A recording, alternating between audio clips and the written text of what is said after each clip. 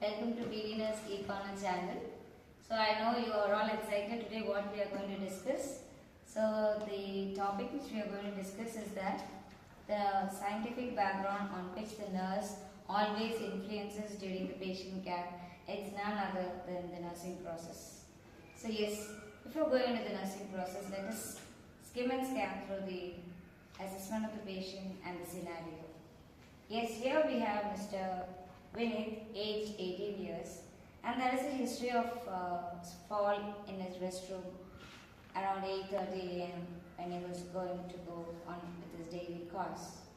And when on screening, when he came into the hospital at ER, we found that he was unable to move his hand, and after the X-ray, he was diagnosed as like fracture of the lower arm, which is the wrist and thumb.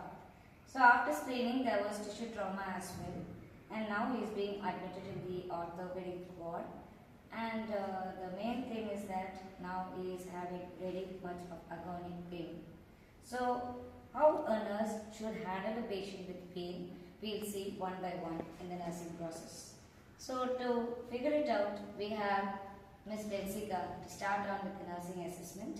Yes, Ms. Bensika, can you please do the assessment in the nursing process? Nursing assessment is a two techniques, subjective data, objective data. Mr. Lee, how do you feel today? No, sister, I feel more pain compared to X-ray. Next one is the objective data to assess the pain of the patient. This is the pain scale. This is the pain scale used in hospital setups. 0 is no pain, 5 is moderate pain, 10 is severe pain. Your pain? 8, sister. Okay, 80% of pain to the patient. Thank you, Bensika. So in this, the Bensika, as explained, is how to collect the subjective and objective data. So in this, the subjective was where the patient himself says that he is having a pain score of around 80 and 80 percentage. And of course, with the objective data, the frowning of his wrinkling of forehead and guarding behavior, and of course, when we do a vital signs assessment, the vital signs academy is elevated because of increased pain. Next step on the nursing process here we have is the nursing diagnosis, where we are going to use 3-part statement. Here we have Ms. Zabika to share her thoughts on this. The patient is having less than 3 months of pain, so it is acute pain and it is related to the tissue injury as evidenced by verbal report of pain and gouting behavior. Thank you. So here the statement was given in 3 parts. That is, the first one is acute pain related to this patient's signs and symptoms, and related to, that is, she is signifying why the pain is caused. So it is the tissue trauma. And after that, through the evidence, that is the confirmation of this tissue trauma is that patient is having closed, that is open wound with a closed dressing.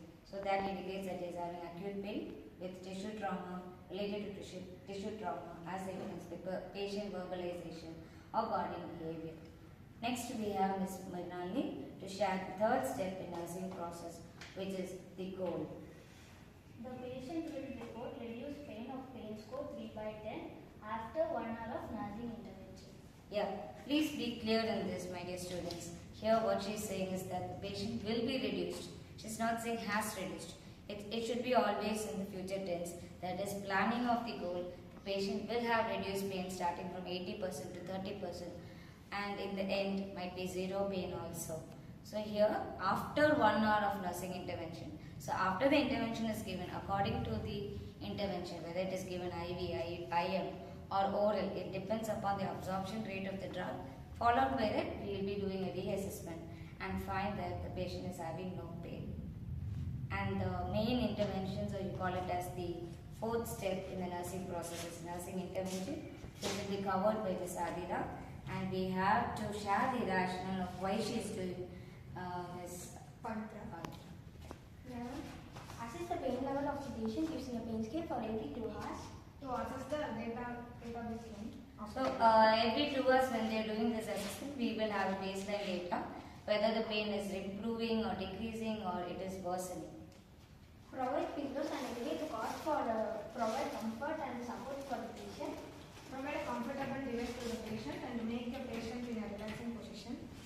Apply non-pharmacological tension and promote healing. An administer prescribed analgesics. Reduce pain perception. And educate a patient for pain management. Increase the self-care.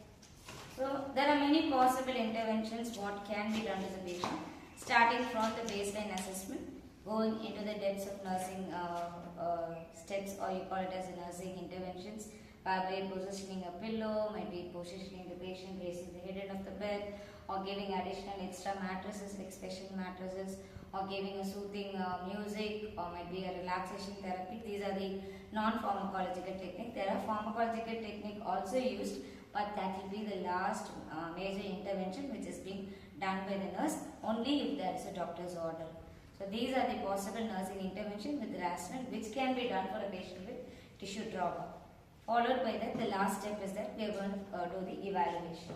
Excuse me, Mr. Mary, how do you feel now after giving the cold compress, positioning and relaxing yourself? Better. So now can you rate the pain score from 0 to 10, where 0 is no pain and 10 is the worst possible pain and 5 is the moderate pain? How much you would rate it? 3. 3. So actually now I'm very happy that the patient pain has reduced to 30% starting from 80 in the initial step. So this is how a nursing process to be done. Thank you for your patient listening. Don't forget to subscribe my channel and please follow my channel for further YouTube videos so that you can update your knowledge. Thank you.